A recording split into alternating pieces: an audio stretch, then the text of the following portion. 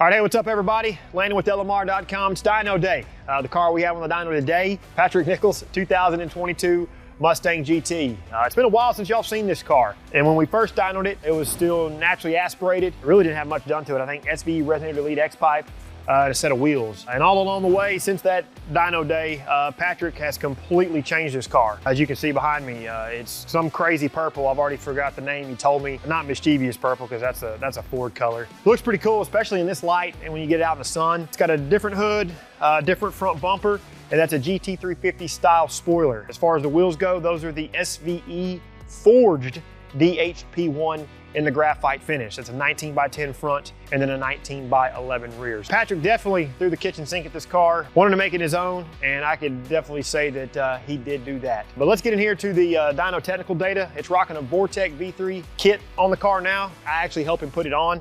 It's got all the supporting mods for this particular supercharger. So oil pump gears, crank sprocket, fuel injectors, boost to pump, and kind of all the other little small finite components that you have to have or need to have when going to a supercharger on a Coyote car.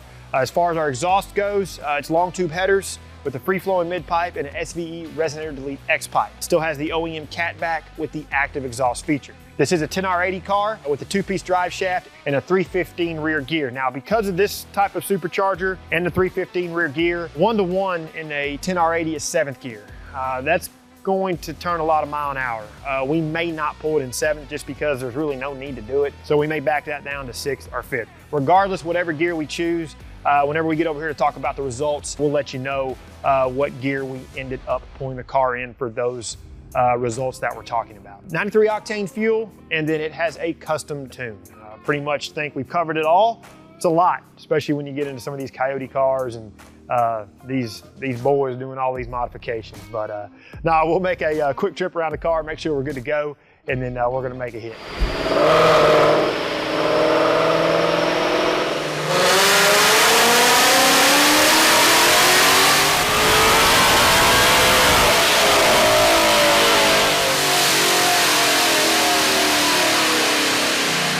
All right, let's go ahead and take a look at some numbers. First, we'll pull up Patrick's naturally aspirated run, just so we can see the leap in power and torque. I'm just gonna pull up his 5th gear run. This was the run without the carbon trap. The car was making 392.1 horsepower at 7,000 RPM, and then 367 pound-feet of torque at 4,600 RPM. We ended up doing a 7th gear pull. Actually ended up turning only 168 mile an hour, but I stopped the run short just because we saw a little blip. We're not gonna worry about pulling up that run because I don't think it was all the way accurate. So just for comparison's sake, we did pull this in 6th gear. I'm gonna go ahead and pull that up. And then with the Vortech supercharger and the things that we discussed earlier, the car is making 616.5 horsepower at 7,300 RPM, and then 495.1 pound-feet of torque at 5,500 RPM. So a pretty significant leap in power. And that is with the SAE correction factor. Today, with this particular car, we had a really good day. It is 68 degrees in the shop and about 25% humidity. We like data, and I know a lot of you like data. So I'm gonna jump over here and I'm gonna change this to uncorrected. So that means that the dyno software is not calculating any type of correction factor. No SAE, no STD. So uncorrected means whatever the ambient conditions are in the shop or outside or wherever it may be, that's what the car's making in those conditions, which honestly, that's your most accurate result to an extent. But we always use the SAE correction factor because that does kind of help standardize some things, but that's a whole rabbit hole for another different day. But with uncorrected, this car today is making 631.5 horsepower at 7,300 RPM and 507.1 pound-feet of torque at 5,500 RPM. So a pretty significant leap in power with the ambient temperature and ambient humidity change. SAE, I believe it's 72 degrees and 50% humidity, and then STD is 70 degrees and 0% humidity. If I'm wrong, we'll flash up the right stuff on the screen, and I can even leave it in the description. But in all that, I know some of you that may have this set up, or I'm making more power than that, and this, that, or the other. Congratulations, that's great.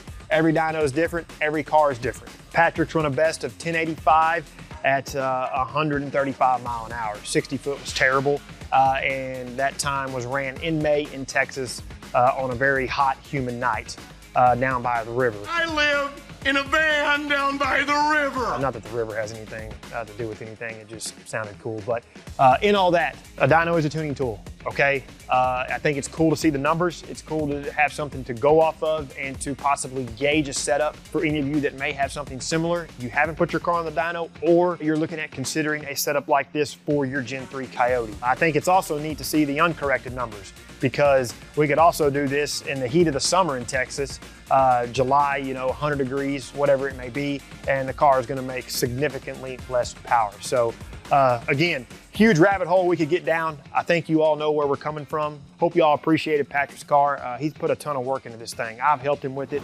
Several employees around the building have helped him with it. And I think that's what makes us here at LMR, our culture, I think what makes it so great, because the folks and the employees around the building, we don't hesitate to jump in and help one another out to accomplish what we're trying to accomplish. So we're gonna sign off. Hope you all enjoyed it. If you find value in what we do, like the video, subscribe to the channel, turn on notifications. And until we see you in the next one, for all things S550 Mustang, keep it right here with the real enthusiasts, LMR.com.